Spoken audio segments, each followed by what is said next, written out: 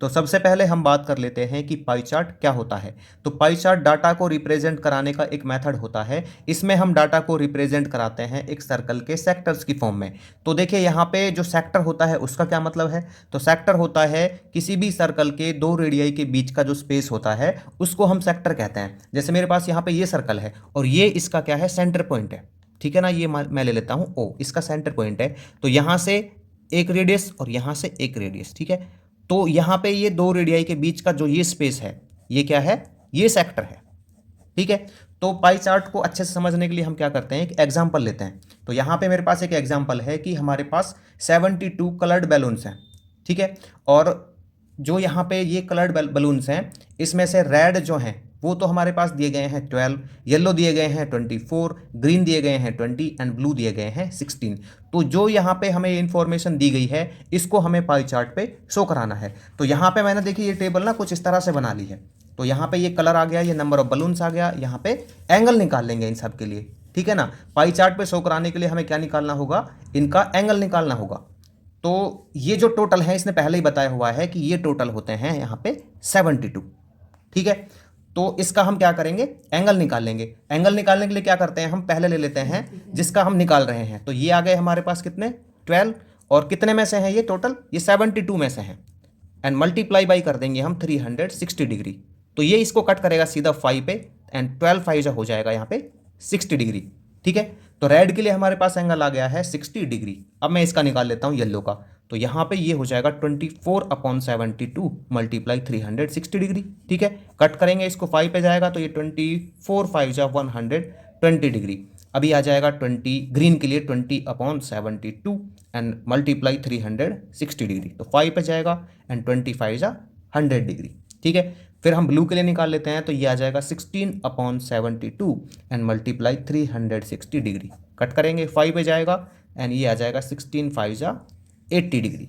ठीक है। अब इसको पाई चार्ट पे शो करा देते हैं। तो देखिए ये यहाँ पे क्या है, इसका सेंटर पॉइंट है। ठीक है। तो इसके लिए मैं क्या करूंगा, सबसे पहले यहाँ पे देखिए आप ना यहाँ पे एक सर्कल बनाओगे, किसी भी रेडियस का हो सकता है, वो बहुत छोटा हो सकता है और बड़ा भी हो सकता है। ठीक है। ये अपनी चॉइस के हिसाब से आपको ले लेना है, जितनी भी आप रेडियस लेना चाहें, 5 सेंटीमीटर, 6 सेंटीमीटर, 10 सेंटीमीटर, जो आप लेना चाहें यहाँ पे ले सकते हैं। तो यहाँ पे मैं क्या करूँगा, इधर एक रेडियस बना दूंगा, आप किधर भी बना सकते हो। ठीक है। तो ये इसकी रेडियस हो जाएगी यहाँ से, कुछ इस तरह से मैं ले लेता हूँ ये। अब मुझे क्या करना है, यहाँ से जो ये रेड के लिए है हमारे पास 60 डिग्री, इसको शो कराना है। पहले मैं ये ले लेता हूँ, बाकी आप कोई भी ले सकते हो पहले। तो इसके लिए मैं क्या करूँगा, यहाँ पे जो ये प्रोट्रैक्टर है इसको रखूँगा इस पे। ठीक है ना, सेंटर पॉइंट पे कुछ इस तरह से यहाँ पे, और 60 डिग्री पे आर्क लगा दूँ। ये उल्टा है, मैं सीधा रख लेता हूँ इसको। 60 डिग्री पे इसकी जो आर्क है वो लगा दूंगा। ठीक है ना, यहाँ से। तो 60 डिग्री कहाँ पे, यहाँ पे। एक तो देखो 60 डिग्री यहाँ पे बन रहा है, एक यहाँ पे बन रहा है। कंफ्यूजन रहती है बच्चों को कि यहाँ पे कौन सा लिया जाए। तो देखिए जो हमारी बेस लाइन होगी ना, बेस लाइन कहाँ पे हमारी, बेस लाइन है राइट हैंड पे। ठीक है ना।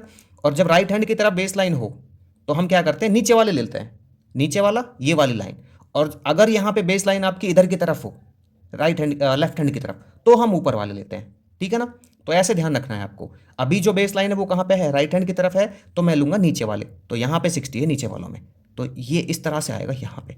ठीक है। अब क्या करते हैं, इसको एक खींच लेते हैं यहाँ से लाइन। तो ये कुछ इस तरह से आएगी।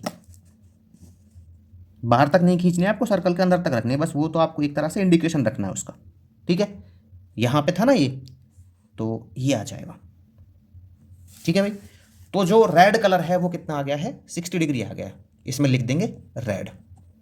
अब क्या करना है, यहाँ पे इसके लिए लेना है येलो के लिए। येलो कितना है आपका, 120 डिग्री है। अब ये कैसे लेना है, तो ये आप या तो ये बेस लाइन मानिए या फिर ये बेस लाइन मानिए, कोई सी भी मान लीजिए। मैं इसको मान के चलता हूँ। ठीक है ना। यहाँ पे बेस लाइन में ले लेता हूँ इसको।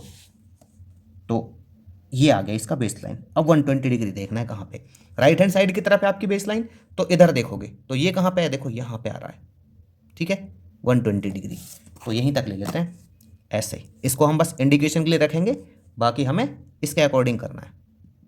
तो ये आ गया यहाँ पे। ठीक है। 120 डिग्री कितना आ गया, 120 डिग्री किसके लिए, येलो के लिए। अब क्या करना है, यहाँ पे ग्रीन के लिए 100 डिग्री का बनाना है। ग्रीन के लिए बेस लाइन आप कोई सी भी रख लीजिए यहाँ से। ठीक है।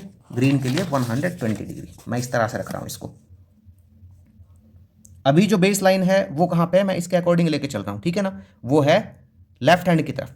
तो मुझे कौन सा लेना है, लेफ्ट हैंड की तरफ है तो ऊपर वालों में लेना है, तो ये आ जाएगा 100 डिग्री लेना ना, हाँ बिल्कुल 100 डिग्री लेना है इसके लिए, तो ये रहेगा 100 यहाँ पे, ठीक है, ऊपर वालों में। तो एंगल बना देते हैं यहाँ पे, तो ये आ जाएगा कुछ इस तरह से, ठीक है। तो ये आया है 100 डिग्री, कितना आया ये 100 डिग्री, ये है ग्रीन, कितना है ये ग्रीन है। और ये जो बचा हुआ है ये वाला, ये क्या होगा इसका 80 डिग्री बच जाएगा, ठीक है। 80 डिग्री क्या है इसका, ब्लू है, सॉरी ये था हमारा, ठीक है ना 100 डिग्री, क्योंकि मैंने इसको बेस लाइन माना था, तो ये 100 डिग्री ये ग्रीन के लिए, और ये हमारा 80 डिग्री बच जाएगा, ये किसके लिए, ये बचेगा ब्लू के लिए,